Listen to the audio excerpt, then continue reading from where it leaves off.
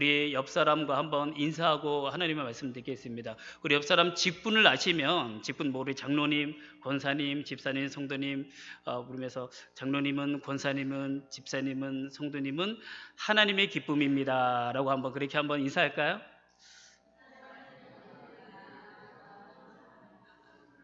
감사합니다. 우리 성도님들은 정말로 하나님의 기쁨이신 줄로 저는 믿습니다. 이제 하나님 말씀 들어가도록 하겠습니다. 예수님을 믿지 않는 우리 불신자들에게 자주 듣는 그런 말이 있습니다. 질문이 있어요. 그 질문은 어떤 질문이냐? 왜 이렇게 세상에 악한 사람들이 많은데 하나님이 왜 가만히 놔두시느냐? 이런 질문입니다. 아마도 여러분이 전도하셨을 때 이런 질문을 들어보셨을 것이고요. 직장 동료나 친구나 그리고 이웃들에게도 이런 질문 들어보셨을 것입니다. 결국 그들은 이렇게 질문을 하고 결론을 하나 내립니다. 그렇기 때문에 하나님은 없다. 이렇게 결론을 내려버립니다. 여러분, 불신자들이 기독교 신앙을 무작정 부정하는 것은 아닙니다. 무턱대고 거부하는 것만도 아닙니다. 어떤 분들은요, 성경과 하나님에 대해서 어느 정도 이해를 가지고 있으면서, 그러니까 옛날에 교회를 다녀보았다든지 아니면 공부를 조금 했다든지 그런 이해를 가지고 있으면서 어느 정도 이해를 가지고 있으면서 하나님이 계시다면 왜 가만히 놔두시느냐, 왜 막지 않으시느냐 이렇게 질문을 하기도 합니다. 그런데 이 질문은 우리 성도들에게도 예외는 아닙니다. 우리는 성경을 믿는 사람들이죠. 그런데 성경을 믿기 때문에 더 답답하고 안타까울 때가 있습니다. 성경에서 말하는 하나님은 공의로운 하나님이시잖아요. 성경에 나타나는 하나님은 분명히 사랑의 하나님이십니다. 그래서 성도인 우리는 말씀을 믿고 순종하려고 하지만 정작 우리의 현실은 말씀과 다를 때가 많거든요. 하나님의 약속이 이루어지지 않을 때가 참으로 많이 있는 것 같습니다. 오늘 본문에도 그런 상황이 나오는데 우리 베드로전서 3장 11절 12절 말씀을 한번 같이 읽도록 하겠습니다. 시작. 악에서 떠나 선을 행하고 화평을 구하며 그것을 따르라. 주의 눈은 의인을 행하시되 그의 귀는 의인의 강구에 기울이시되 주의 얼굴은 악행하는 자에게 대하시느니라 하였느니라. 아멘. 말씀 보십시오. 하나님이 어떤 분이라고 하십니까? 악인들이 악을 행할 때 다 보고 계시는 분이다 라고 말씀하고 있습니다. 그래서 그들을 대적하는 분이다 라고 말씀하시고 있어요. 그리고 의인의 강구에는 귀를 기울이시는 분이다 라고 나옵니다. 여러분, 우리 하나님이 그런 분이다 라고 말씀하고 있다는 거예요. 그리고 또 있거든요. 우리 13절 말씀도 한번 읽어보겠습니다. 13절 말씀. 자, 시작. 또 너희가 열심히 선을 행하면 누가 너희를 해하리요. 아멘. 그렇죠. 하나님이 살아계신다면 선을 행할 때 누가 우리를 해칠 수가 있겠습니까? 우리 하나님은 그것을 절대로 그냥 보고 있지 않으실 것입니다. 여러분, 이것이 하나님의 공의가 아닐까요? 그런데 현실은 어떻습니까? 그런 하나님이 계시고 그 하나님의 말씀을 믿고 선을 행하는 의인이 있는데, 그런데 그 의인의 현실은 어떻습니까? 14절 말씀 보면 의를 위하여 고난을 받으면 이라고 나옵니다. 의를 위하여 고난을 받으면, 네, 의를 위해서 사는데도 고난을 받는 것, 이것이 성도들이 당하고 있는 현실이다라는 것이죠. 여러분, 베드로 전후서는요, 이런 고난 가운데 있는 성도들에게 쓴 편지입니다. 주님의 성도들이 좋은 날이 있을 줄 알고 하나님 말씀에 순종했지만 좋은 날은 오지 않고 계속해서 고난이 지속되었습니다. 이것이 그 당시 성도들이 겪고 있었던 현실입니다. 그런데 이 현실은 오늘날 우리도 겪고 있는 현실일 수 있습니다. 아니, 우리가 자주 겪는 일이죠. 우리 주변에서 늘 벌어지고 있는 일 아닙니까? 말씀처럼 악인들이 악을 행할 때에 하나님께서 그들을 대적하신다라면, 그리고 의인들이 강구할 때에 그 강구를 들어주신다면 왜 우리 사회에 이렇게 가슴 아픈 일들이 계속해서 일어나는 것일까요? 요즘 부쩍 더 가슴 아픈 그런 기사거리, 뉴스거리가 많이 있는 것 같아요. 그리고 왜 성도들의 삶 가운데 가슴 아픈 일, 가슴 아픈 소식이 들려지는 것일까요? 오늘 본문은 그 당시 성도들이 베드로 사도에게 방금 이 질문한 것이거든요. 주님을 위해서 열심히 선을 행했는데 왜 고난이 오는지 그것을 좀 대답 좀 해달라는 거예요. 그거 좀 답 좀 달라라는 거예요. 왜 우리가 이렇게 고난을 받고 있느냐? 하나님을 위하여 열심히 우리가 사역을 하고 신앙생활을 하는데 왜 우리가 그렇게 고난받고 있습니까? 답을 좀 해주십시오라고. 그들에게 베드로가 14절에서 이렇게 대답합니다. 그러나 의를 위하여 고난을 받으면 복 있는 자니. 쉽게 말씀드리면 의를 행하면 좋은 날이 임할 것이다. 그래서 의를 행했는데도 불구하고 고난을 받는다라면 그것은 또 다른 복이다. 이렇게 말한 것입니다. 여러분, 이 말씀에 여러분은 아멘이라고 고백하십니까? 여러분, 이 말씀에 우리도 아멘 해야 됩니다. 왜 아멘 해야 할까요? 그 뒤에 말씀 한번 읽어보겠습니다. 베드로전서 4장 12절 말씀. 4장 12절 자 읽겠습니다. 시작. 사랑하는 자들아, 너희를 연단하려고 오는 불시험을 이상한 일 당한 것 같이 이상히 여기지 말고. 아멘. 여러분, 이 말씀 속에 답이 딱 들어가 있습니다. 사랑하는 자들아, 너희를 연단하려고 오는 불시험을, 우리가 하나님의 말씀을 순종하면서 의를 행하는데도 고난이 온다라면 그 고난은 우리의 믿음을 연단하려고 하는 불시험이다라는 것입니다. 다시 말해 하나님의 목적에 있는 고난, 그것을 말하고 있는 거예요. 하나님의 목적에 있는 고난이다라는 거죠. 그렇기 때문에 그런 일 당할 때 이상한 일처럼 이상하게 여기지 말라라고 말씀하신 것입니다. 지금까지 우리는 이상하게 여기지 않았습니까? 여러분, 이상하게 여기지 않으셨나요? 우리가 하나님의 말씀을 따르며 잘 살았는데, 열심히 살았는데 왜 좋은 날에 임하지 않는가? 왜 오히려 의인들이 고난을 받고 살아가고 있는가? 이렇게 이상하게 여겼잖아요. 그런데 베드로가 하나님의 자녀들에게 말을 합니다. 그것은 우리의 믿음을 위한 불시험이기 때문에 이상한 일 당한 것 같이 이상하게 여기지 말아라 라고 말이죠. 근데 이 사도 베드로는 오늘 본문의 말씀 전에 우리가 받는 시험, 불시험, 고난의 목적, 이걸 이미 언급한 적이 있습니다. 이거 언급을 했거든요. 베드로전서 1장 6절 7절에 나오는데 제가 한번 읽어보도록 하겠습니다. 베드로전서 1장 6절 7절에 먼저 이렇게 이야기했습니다. 그러므로 너희가 이제 여러 가지 시험으로 말미암아 잠깐 근심하게 되지 않을 수 없으나 오히려 크게 기뻐하는도다. 너희 믿음의 확실함은 불로 연단하여도 없어질 금보다 더 귀하여 예수 그리스도께서 나타나실 때에 칭찬과 영광과 존귀를 얻게 할 것이니라. 아멘.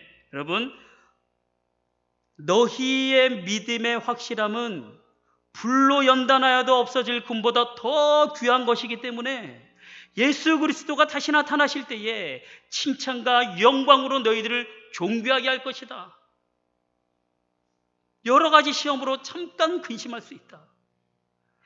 이상한 일처럼 여길 수 있다. 그러나 결국 너희의 그 믿음, 그 인내는 칭찬과 영광과 존귀로 돌아오게 될 것이다 라고 이미 가르쳐 줬습니다. 고난의 목적이 뭐라고 합니까? 믿음을 연단하여 금보다 더 귀한 믿음 되게 하는 것, 그것이라고 말씀했다라는 거죠. 여러분, 혹시 내가 하나님의 말씀에 순종하면서 열심히 살아가고 있는데 그런데도 당하는 고난 혹시 있으십니까? 지금 그런 고난 가운데 계십니까? 그 고난은 우리의 믿음을 연단시키는 고난임을 믿으시기를 바랍니다. 우리의 믿음의 연약함, 불순물, 죄의 찌꺼기를 제거하여 겸손의 믿음으로 하나님 앞으로 나아가기 위한 그 고난임을 여러분 믿으시기를 바랍니다. 그런데 여러분, 이것이 오늘 본문의 끝은 아닙니다. 이것이 오늘 말씀의 주제는 아니에요. 그렇게 하나님의 말씀에 순종하고 열심히 선을 행하다가 받는 고난이 복이다. 그 고난을 통해서 너의 믿음이 연단되어진다. 여기서 끝이 아니고요. 그 후에 무엇을 해야 되느냐, 이것이 더 중요합니다. 이거 알고 나서 우리가 무엇을 해야 되느냐. 우리의 고난은 믿음을 성숙시키기 위한 하나님의 시험이라는 것을 아는 것만으로 기뻐하지 말고 뭐 하라고 합니까? 오늘 말씀에 나오죠. 선을 행하라 라고 나옵니다. 선을 행하라. 선을 행하다가 고난이 닥치더라도 중단하지 말고 계속해서 선을 행하라. 여기서 선을 행하라 라는 말씀은요, 그리스도인으로서 선한 양심을 가지고 양심에 따라 성실하게 살아가라, 그런 뜻입니다. 이것을 하라라는 것이 오늘 본문의 말씀이에요. 그렇다면 고난 때문에 낙심하지 말고 계속 선을 행하여 살 때 어떠한 일이 생길까요?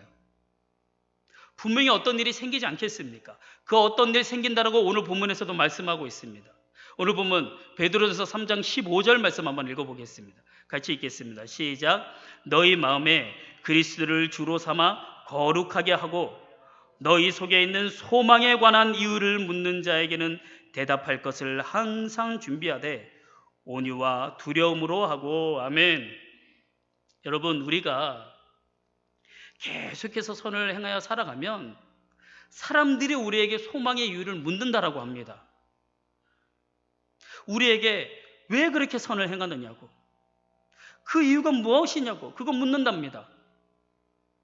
당신의 소망의 이유가 무엇입니까? 그렇게 고난이 옴에도 불구하고 믿음을 지키면서 선을 행하며 살아가는 이유가 무엇입니까? 이거 묻는다라는 거죠. 오늘 말씀은 그렇게 묻는 사람들에게 대답할 것을 준비하고 있어라 라는 그런 말씀입니다. 그런데 제가 이 대답을 말씀드리기에 앞서서 잠시만 멈추고 생각하는 시간을 가졌으면 좋겠습니다. 어떤 생각이요? 세상 사람들이 지금 나에게 소망의 이유에 대해서 묻고 있는가? 이 소망의 이유에 대해서 묻고 있는가? 당신 속에는 무엇이 있어서 그렇게 사십니까? 내가 보기에는 정말 힘든데, 내가 보기에는 당신의 삶이 고난 가운데 있는데, 고난 가운데서도 어떻게 그렇게 기뻐하며 살 수가 있습니까? 당신의 환경이 결코 좋아 보이지 않는데, 가난하기도 한데 어떻게 그렇게 나누면서 선하게 살아가면서 선을 행하며 행복하게 살아가십니까? 이렇게 물어보는가? 이거 점검해 봐야 된다는 거죠. 직장 생활 가운데, 사업하는 가운데, 이웃들과 관계 속에서 그런 질문은 나를 받고 있는가? 그거 점검해 봐야 된다는 것이죠. 똑같지는 않지만 비슷한 질문 듣고 계십니까? 아니, 들어보셨나요? 여러분, 이거 중요한 문제입니다. 우리 그리스도인들이 평소에 잘하는 말이 있잖아요. 정말 저도 자주 하는 말이 있습니다. 예수가 정답이다. 예수가 답이다. 그렇습니다. 삶의 모든 문제의 해답이 예수님이기 때문에 우리가 다른 사람에게 복음을 전하는 것입니다. 그런데 세상 사람들이 우리를 보면서 예수 믿으면 뭐가 좋은지 모른다면요. 다시 말씀드릴까요? 세상 사람들이 나를 보면서 예수 믿으면 뭐가 좋은지 그거 모른다면요. 예수 믿는 우리가 예수 믿지 않는 자기와 다르다라는 것을 못 느낀다면요. 그러면 그들이 우리에게 궁금한 것이 있을까요? 아무것도 다를 것 없는 사람이 우리에게 와서 예수 믿으면 좋다라고 예수 믿으라고 한다라면 그 사람들이 우리에게 뭐라고 할까요? 생각해 보세요. 입장을 바꾸고 한번 생각해 보세요. 나와 다를 것 하나도 없는 사람이, 그 사람이 나한테 와서 교회 가자고, 교회 가면 좋다고 하고, 예수 믿으면 좋다라고 하는데 여러분이 그들의 입장이라면 무슨 말 해주고 싶으십니까? 혹시 생각나는 거 없으세요? 이 대목에서 저는 딱 이 말 생각나더라고요. 너나 잘하세요. 너나 잘하세요. 친절한 근자씨라는 영화에서 나온 아주 유명한 대사입니다. 그런데 여러분, 이 대사는요, 한국교회 우리 성도들에게 던져준 큰 화두입니다. 한국교회가 앞으로 어떻게 살아가야 할지, 한국교회가 앞으로 어떻게 해야 할지 알려주는 정답이기도 합니다. 너나 잘하세요. 이렇게 생각하시는 분들도 계실 거예요.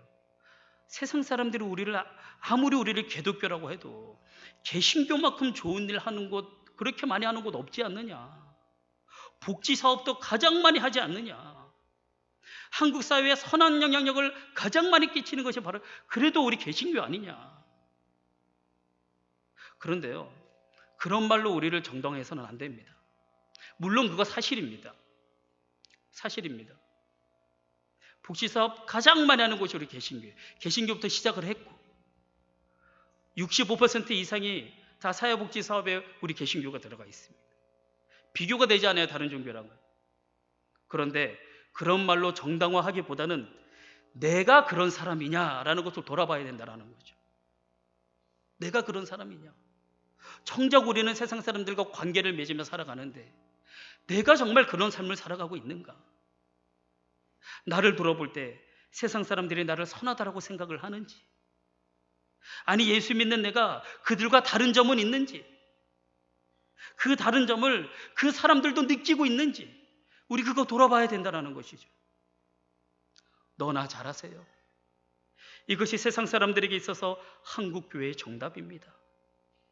세상 사람들이 우리가 가지고 있는 소망에 대해서 궁금함을 품게 하려면요, 그리스도인으로 세상에 선한 영향력을 우리는 끼쳐야만 합니다. 오늘 본문은 그것을 말하는 겁니다. 우리가 열심으로 선을 행해야 된다라는 거, 그거 말씀하고 있는 것입니다. 그들이 궁금하도록, 그들이 감동하도록 선한 양심을 따라서 성실하게 살아가고 그리스도를 우리의 중심에 모시고 살아가야 한다는 것이 오늘 본문의 핵심입니다. 사실 베드로 전후서의 말씀이 다 그 말씀입니다. 성도들이 고난 가운데 있지만 어떻게 살아야 되느냐? 그리스도를 중심에 모시고 살아야 된다.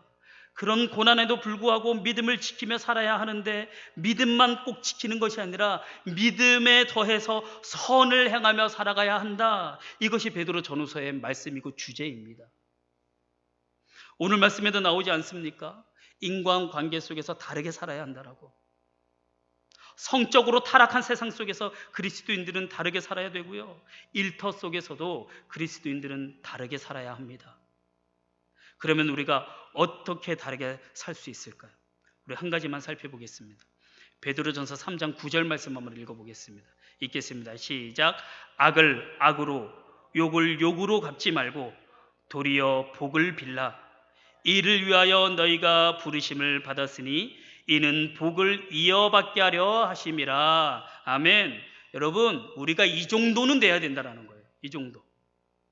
예수 믿는 사람이요, 이렇게 달라야 된다는 거예요. 어떻게 해요? 악을 악으로 갚지 말고, 욕을 욕으로 갚지 말고 도리어 복을 빌어주는, 이 정도는 돼야 세상 사람들이 감동을 하고 궁금하게 될 것이다 라는 그런 말씀입니다. 여러분, 이렇게 살아가시나요? 악을 악으로 갚지 않고 욕을 욕으로 갚지 않고 도리어 복을 빌어주시나요? 하나님의 말씀, 성경 말씀에 눈에는 눈은, 이에는 이라고 했으니까 악은 악으로 갚아야지, 욕은 욕으로 갚아야지, 이렇게 살지는 않으십니까? 그러면 안 된다는 거예요. 예수 믿는 사람은. 여러분, 우리가 입으로 예수에 대해서 세상 사람들에게 말하기 전에 먼저 세상 사람들이 우리를 보고 있다는 것을 아셔야 합니다. 예수 믿는 나를 보고 있다고요. 그래서 우리가 입으로 말하기 전에 삶으로 먼저 보여줘야 합니다. 우리가 어떻게 보여주느냐에 따라서 세상 사람들이 우리의 말을 들어줄 수도 안 들어줄 수도 있습니다. 우리가 선하게 잘 살면 우리가 말하기도 전에 그들이 물을 거라는 거예요. 너희의 소망의 이유가 무엇이냐? 당신의 소망의 이유가 무엇입니까? 나 그거 궁금합니다. 그 말은 무엇이에요? 그 질문은 무엇입니까? 나도 그렇게 살고 싶어요 라는 거잖아요. 내 상식으로 이해 안 되지만 어떻게 그렇게 고난 가운데 소망을 가지고 웃으면서 살아갈 수 있습니까? 어떻게 당신이 그렇게 힘든데도 어떻게 선을 행하며 나누며 살아갈 수 있습니까? 부럽습니다. 나도 그렇게 살고 싶습니다. 그게 깔려있는 질문이잖아요. 그래서 요즘 어떤 말 듣고 살아가는지 우리는 돌아봐야 합니다. 주변 사람들에게 어떤 평가를 듣고 있는지 한번 돌아봐야 합니다. 여러분, 이것은요 작은 문제 아니에요. 진짜 작은 문제 아닙니다. 멈춰서서 스스로 점검하고 문제가 있으면 그거 떨쳐내고 새롭게 시작해야 할 문제입니다. 하나님이 진정으로 우리에게 바라는 것은 세상 사람들이 나 때문에 예수 믿겠다고 말하는 거, 그거 바라는 것 아닐까요? 우리의 사명이 그거 아닐까요? 내가 그런 말 들어야 하지 않겠습니까? 그렇다면 우리가 소망을 가져야 할 이유는 무엇일까요? 이런 일을 가능하게 만드는 우리의 소망을 가져야 할 그 이유는 무엇일까요? 베드로가 앞서서 그것을 이미 말했습니다. 베드로전서 1장 3절 말씀, 베드로전서 1장 3절 말씀 읽겠습니다. 시작. 우리 주 예수 그리스도의 아버지 하나님을 찬송하리로다. 그의 많으신 긍휼대로 예수 그리스도를 죽은 자 가운데서 부활하게 하심으로 말미암아 우리를 거듭나게 하사 산 소망이 있게 하시며. 아멘. 산 소망이 있게 하시며, 이것이 정답입니다. 산 소망이 있게 하셨는데 그 근거가 무엇이라고 말씀하고 있습니까? 예수 그리스도를 죽은 자 가운데서 부활하게 하심으로 말미암아, 그래서 우리에게 우리가 산 소망이 있게 하셨다라는 말씀입니다. 그렇습니다. 예수 그리스도의 부활이 우리의 산 소망입니다. 그 예수 그리스도의 부활을 믿기 때문에 우리가 그렇게 소망을 가지고 살아갈 수 있다라는 것이죠. 존경하는 성도 여러분, 지난주가 부활절이었습니다. 이 말씀 앞에서 부활 신앙을 점검해 보시기를 바랍니다.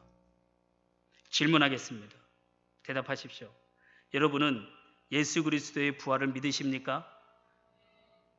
정말 믿으십니까? 그렇다면 여러분도 부활할 것을 믿으십니까? 어떻게 믿습니까? 예수님 죽으시고 부활하신 거 보셨어요? 보지도 않고 어떻게 믿습니까? 그런데요, 우리는 성경이 하나님의 말씀이라는 것을 믿습니다.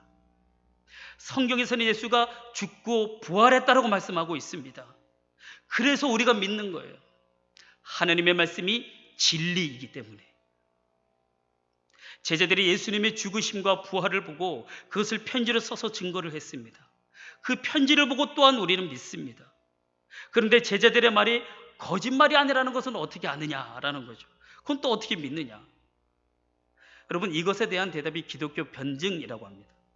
기독교에 대해서 이해하지 못하는 것들을 이해할 수 있게끔 설명해 주는 것, 변증해 주는 것. 근데 이 기독교의 변증은 인간의 상식으로 이해되지 않는 것을 답해 주는 겁니다. 기독교의 변증서에 예수님의 부활이 역사적 진실인가? 라는 질문에 이런 답이 있습니다. 여러분, 만약에 실제로 주님이 부활하지 않았는데 제자들이 부활했다라고 전했고 기록했다라고 생각해 보십시오. 제자들이 그렇게 거짓말하고 얻는 게 무엇일까요? 거짓말하려면 뭔가 지킬 만한 게 있어야 되지 않겠습니까? 지킬 만한 게 있고 얻을 만한 게 있어야 하는데, 그래야 거짓말하는 것인데, 제자들이 주님이 부활했다고 말하고 나서 얻은 것, 돌아온 것이 무엇일까요? 그들이 얻은 것, 돌아온 것은 이것입니다. 들어보십시오. 세베대의 아들 야고보는 칼로 목에 베어져 죽었습니다. 빌립과 바돌로메와 안드레는 십자가 달려 죽었습니다. 마태는 도끼에 맞아 죽었습니다. 도마는 인도에서 창에 찔려 죽었습니다. 베드로는 십자가에 거꾸로 매달려 처형당했고 요한은 반모섬에 유배당했습니다. 여러분, 제가 지금 12제자만 이야기했습니다.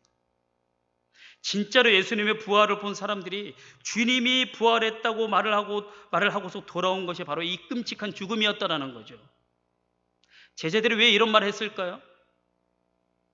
그런데 제자들이 왜 이런 말을 했을까요? 예수님의 부활이 사실이니까. 예수님의 부활을 직접 목격했으니까요. 그리고 그 사건을 통해서 예수가 하나님의 아들인 것을 알았기 때문에 그것을 부인하지 못하고 자기 목숨을 내놓으면서까지 증거한 것 아니겠습니까? 그래서 지금 우리까지 와서 우리가 지금 믿게 되었잖아요. 미국에 워터게이트라는 사건이 있습니다. 혹시 들어보셨나요?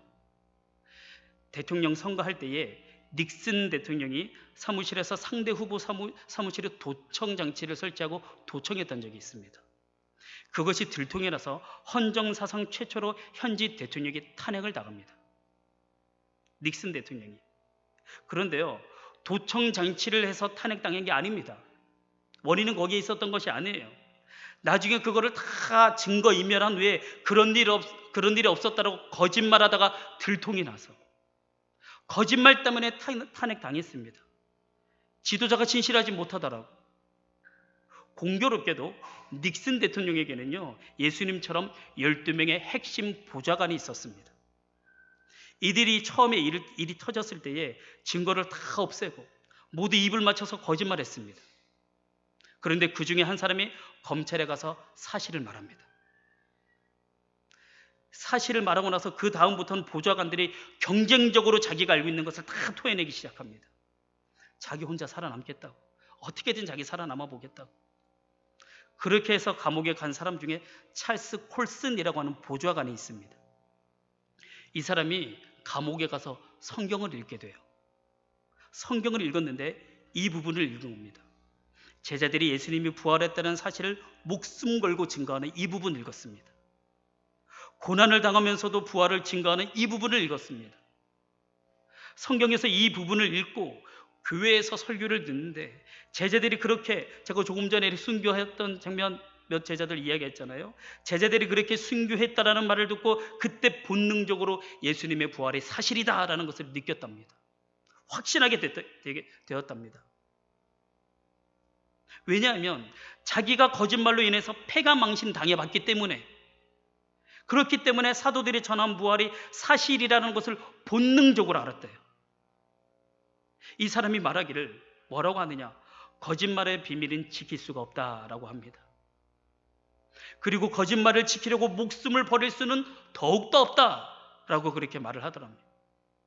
이 찰스 콜슨은요, 이전까지는 어떤 별명이 있었느냐? 워싱턴에서 음모의 달인이라고 불렸어요. 음모의 달인이다.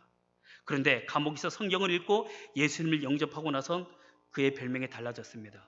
전도의 달인이다라고. 그 사람이 말할 때에 아무도 반박할 수가 없었답니다. 이분이 20권이 넘는 변증서를 썼어요. 지금은 고인이 되셨는데 살아계실 때 종교계의 노벨상이라는 템플턴 상도 수상을 했을 정도입니다.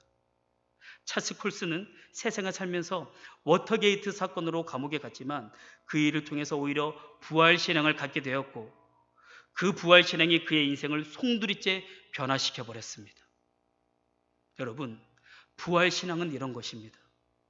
부활이라는 소망은 삶을 변화시키는 거예요. 우리도 나 대신 십자가에 죽으신 예수님의 부활을 믿고 나도 부활할 것이라는 것을 정말 믿는다면 우리도 이런 삶을 살 수 있음을 믿으시기를 바랍니다. 이제 말씀을 마무리하도록 하겠습니다. 오늘 설교를 통하여 다시 한번 소망의 이유가 되는 그 부활신앙을 점검해 보시기를 바랍니다. 예수님이 부활한 것을 믿고 나도 부활할 것을 믿는 것이 우리가 선을 행해야 하는 이유입니다. 이 세상에 수많은 불합리한 것들이 많아요. 그거 많지만 그럼에도 여전히 선을 행하는 이유가 바로 그것입니다. 부활신앙 때문에. 부활하신 예수님을 믿고 나도 부활할 것을 믿는다라면 그 믿음 굳게 잡으시고 우리의 믿음을 삶으로 보여주시기를 바랍니다. 이것이 세상 사람들에게 예수를 확실히 전하는 증거가 됩니다. 그러므로 우리의 몸이 하나님의 전 아버지 집에 왔으니까 이제는 나의 마음, 나의 믿음을 다시 새롭게 하시고 소망의 이유가 되시는 부활의 주님을 굳게 잡고 삶으로 예수를 증거하며 살아가는 저와 여러분이 되시기를 주님의 이름으로 부탁드립니다. 우리 말씀 기억하면서 우리 찬양 한 곡 부르고 한번 기도하겠습니다.